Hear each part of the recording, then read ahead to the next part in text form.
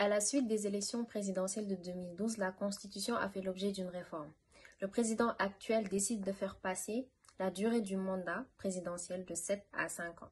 Toutes ces questions, toutes ces oppositions, toutes ces polémiques tournent autour de l'article 27 qui précise que nul ne peut exercer plus de 2 mandats consécutifs. Commençons par expliquer la première thèse selon laquelle le président est en train de faire son premier mandat de 5 ans. Alors, j'aimerais préciser une chose avant de commencer. Il ne s'agit pas d'un 3e mandat, mais d'une éventuelle 3e candidature si le président venait à se prononcer là-dessus, ce qu'il n'a jamais fait. En tout cas, pas encore. Ensuite, il est important de parler du principe de rétroactivité. Pour les profanes, la rétroactivité, c'est lorsqu'une nouvelle loi va interagir dans des situations passées. Et pour ce cas, il n'y a pas de rétroactivité de la loi. Tout simplement parce qu'il existe 3 cas dans lesquels une rétroactivité est possible.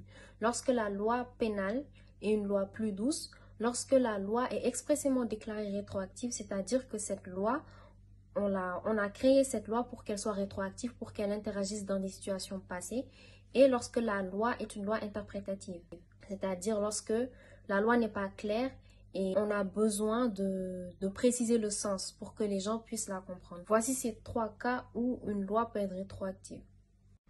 Dans le cadre du mandat présidentiel, il n'y a pas de rétroactivité de la loi. Pourquoi? Parce que d'abord, la loi est claire. Elle précise que nul ne peut exercer plus de 2 mandats consécutifs. Ensuite, ce mandat, durant la révision constitutionnelle, était déjà en exercice par le président. Donc, on en conclut qu'elle n'est pas concernée par l'application de l'article 27 sur le mandat présidentiel. Et pour conclure, au regard de cette thèse, il est en train d'exercer son premier mandat de 5 ans qui a débuté en 2019. Et s'il devait se représenter, il exercerait simplement son 2e mandat de 5 ans qui irait de 2024 à 2029. C'est ce qu'il faut retenir. La loi n'est pas rétroactive au moment de la révision constitutionnelle. Ce mandat, du moins, était déjà en exercice par le président de la République et il faut préciser qu'il s'agit des mandats de 5 ans. Nul ne peut faire plus de 2 mandats consécutifs, mais avant cette phrase, il est précisé que le mandat est de 5 ans. Donc, on en conclut que le mandat de 7 ans est exclu de ce cadre. Passons désormais à la seconde thèse selon laquelle le président est en train d'exercer son dernier mandat. Alors, selon certains juristes constitutionnalistes sénégalais, il y a un principe d'effet immédiat d'une nouvelle loi. C'est-à-dire que cette loi, elle va s'appliquer à toutes les situations qui sont en cours. Donc, cela va inclure toutes les situations juridiques, notamment l'exercice de son premier mandat de 7 ans. Et donc, il n'y a pas de distinction à faire entre le mandat de 7 ans et le mandat de 5 ans qu'il est en train de faire au regard de l'article 27. Car selon ces juristes, il ne s'agit pas de se focaliser sur la durée du mandat, mais plutôt sur le nombre. Le mandat de 7 ans est inclus pas à l'article 27. Il est en train d'exercer son mandat de 5 ans et donc il a fait 2 mandats.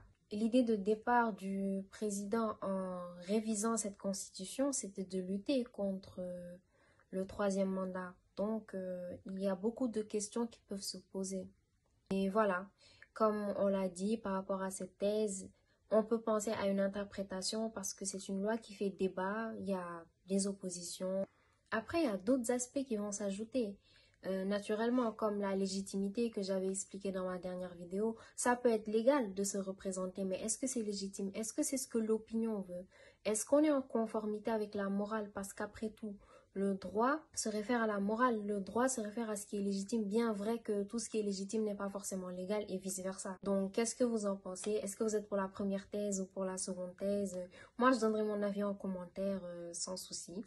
Et puis, voilà. Les arguments posés sont fondés juridiquement, c'est plausible. Voilà, il n'y a pas de monopole de la vérité, si je peux le dire ainsi.